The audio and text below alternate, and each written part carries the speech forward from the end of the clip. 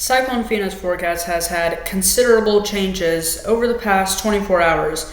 I'll go over what this system has gone through in the past 24 hours, what this system is right now, what it is forecast to become, and what impacts can be expected as we go into this weekend.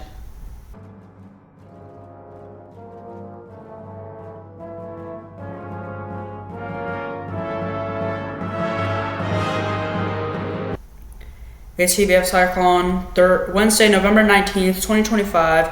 Cyclone Fina currently has 70 mile an hour sustained winds. The forecast has changed a lot over the past 24 hours. Previously, it was forecast to reach a peak intensity of 75 miles an hour.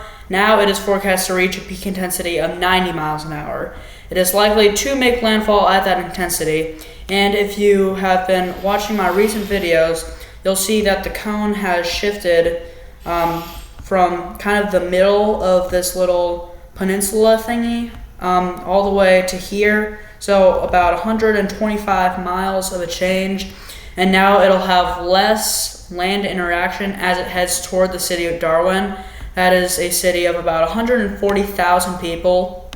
And as you can see, it's in a little bay right here. So as Fina first moves through, the winds are going to be moving this way out of the south into Darwin. Then as Fina crosses Darwin, it's going to move in the other direction, bringing storm surge into the city. But this little cove right here, it's possible that as the storm first moves through, there is some light storm surge moving in, and then this bay is kind of going to get emptied a little bit, and then it's going to come all moving back in, maybe even rushing back in. If you were in Tampa during Hurricane Irma, you probably know what that's like with the bay, with the bay pretty much emptying. It is forecast to weaken, so Darwin will experience Category 1 hurricane force winds. It's very possible it could be stronger. I wouldn't be surprised if it is stronger. I think the peak intensity of the system is going to be 100, maybe even 105. And then as it moves through the city of Darwin, it could have 90 mile an hour sustained winds. As it exits Darwin, it is forecast to move into almost the southwest Indian Ocean and intensify a little bit. And then that's as far out as the cone goes, but that's all the way till Monday. So this is going to be a slow-moving system. But even though it's slow-moving, it has grown in size over the past 24 hours. It's still pretty small, but because it's pretty small, the rain bands aren't yet affecting land. So that's at least a positive in terms of flooding.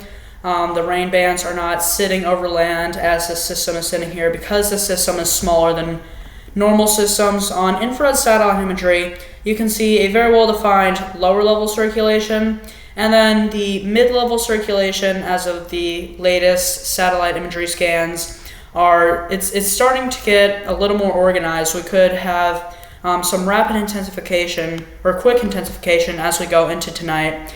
It's forecast to make landfall on Friday, anywhere from 1 a.m. to 1 p.m. So we'll see. It could be stronger than 80, 90 miles an hour.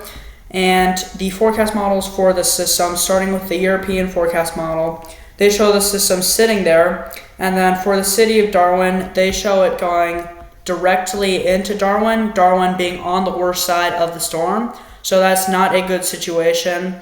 That's a city of about 140,000 people. I'm not sure if I mentioned that yet. And then they show it continuing to strengthen as it moves along the coast. And then it continues to strengthen, then starts to weaken, and then eventually dissipates as we go into next week.